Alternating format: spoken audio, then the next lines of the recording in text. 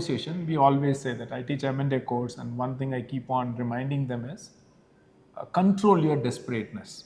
Right? When you negotiate, if you display your desperateness, you are likely to be exploited from the other side. And this is something where many of them fail to do it, right?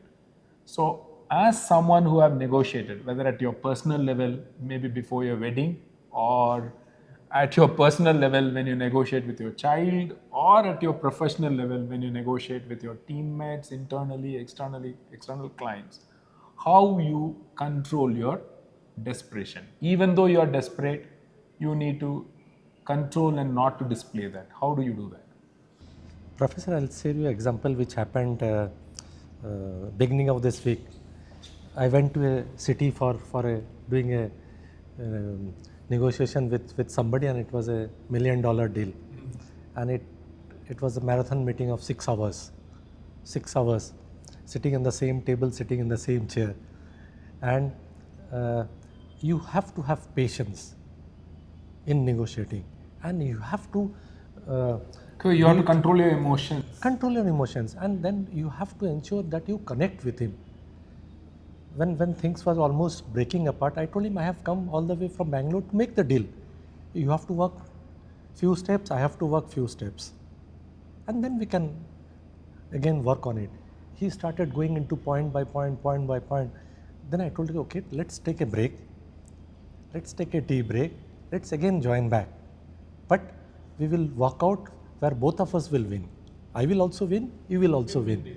We will also have some concessions, you also do some concessions, because why we have come here?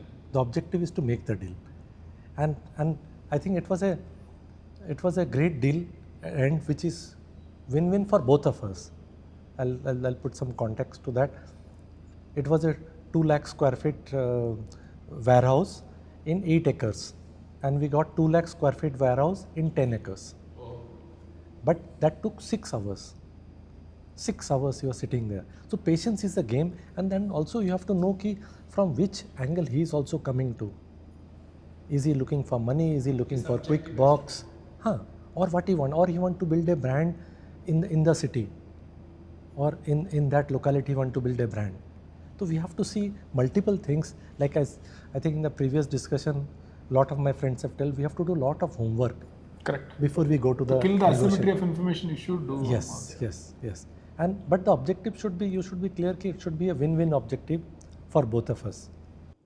No, I think it's a brilliant point. I just add on to it, because as we as leaders, I always feel that we like to dominate the conversation, and when you are trying to dominate a conversation, you're not listening. You're missing out on a lot of crucial points. Instead of taking commitment, you would be giving commitment. It's because you want to dominate, you want to control the conversation, and I think you very rightly put in there, you need to sit down and you need to hear out what is the motivation for the other person to really sit in that meeting of discussion. And if you're able to figure out the other person's motivation, the negotiation could actually start coming towards your favor. So great. Yeah, to support that, I have the same example. Again, building these GCCs, one thing is, to keep the cost low. And the one important ingredient is transport, right? Employee transport. So the person who was coming to pitch, and we had already various vendors to pitch and come in and say, okay, I need this. So I figured out who is doing maybe a new entrant, and he wants the brand to be built in that particular location. He was not doing in that particular location, but he wanted a client to build it. So I did that homework. Okay, out of these 3, who will be more inclined to do or go down to the rate I am quoting, which I could do, and as well sustain him, so that I don't need to renegotiate, start doing again because he's new to the other one. So that kind of homework. But again, as I said, right, the win-win situation was really played very well. Now he's still there for 3 years, doing pretty well. So it was good that he could establish with our brand in that new location, and we were able to get, and I have the direct connect, because any of the vendors, right, the service part is very important. Post service, is it IT or is it transport or anything? So that plays very well. Means connecting to that person made a difference, as you mean. I think something similar also I can relate to. We were in the process of setting up a GCC for our headquarter in India. We initially thought that cost arbitrage is going to be a major player here.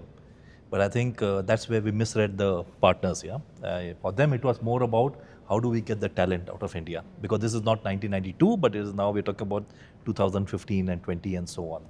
So initially when we were discussing with them, we were finding that they were just looking at us and not nodding or anything, and they were wondering what are these guys talking about. Yeah, because all our entire slide set was about cost arbitrage, cost arbitrage. We can pick up from tier 2, tier 3, and that was not ringing a bell with them at all.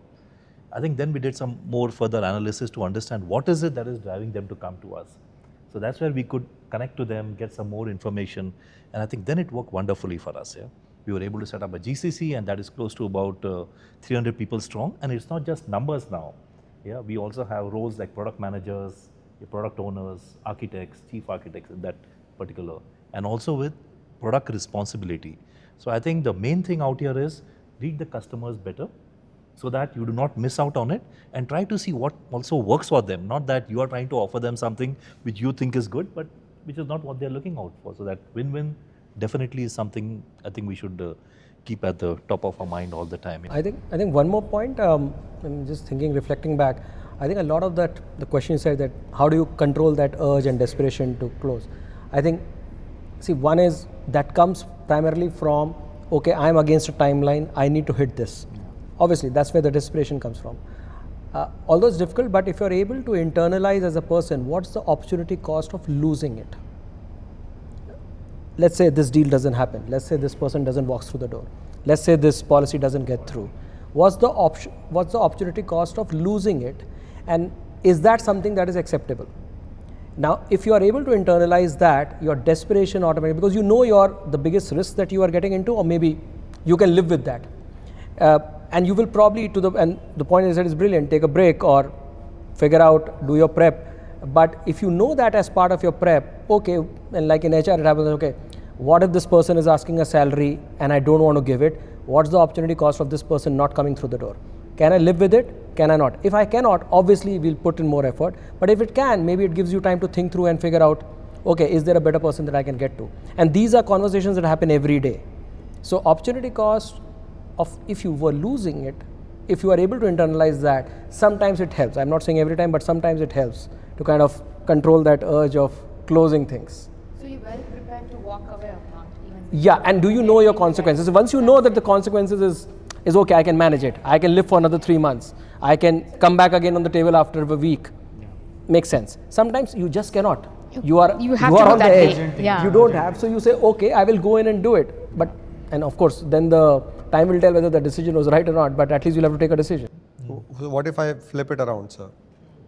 I would say maybe not desperation, but I always believe in showing my keenness for whatever that deal. If it's a hiring situation, I'm joining, I'm hiring the other person, I'm selling, I'm buying. I would say go all out and make your keenness for the deal felt very hard and very strong, right? I'll tell you why. Because end of the day, it's not a transaction, it's not like you're buying a car or something. If that is it, then that's a different thing. Never show keenness.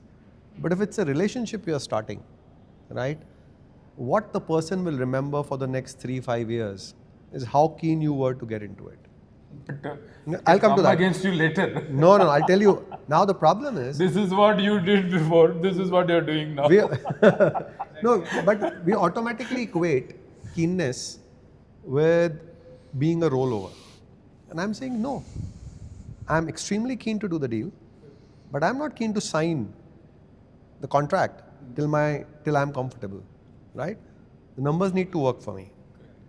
Now, so I'm super high on keenness, but I am firm on my numbers, let's say. Now the point is then how do you match the two?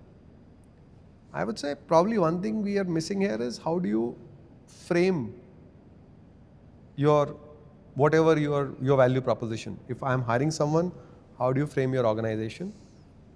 If you're applying for a job, how do you frame your value as an employee? And I think frame resetting, like in your case, you framed yourself to a stipend, right? You should have framed yourself to a prof and said, I'm 3 years away from that prof. So look at the salary of that prof, discounted for the annual increment of 3 years, and give me that, right? So I think that probably might help you. And I would still say, don't make it desperation. Don't say that if I don't get this job, I'll jump off a cliff. But make your keenness felt very strong. Okay.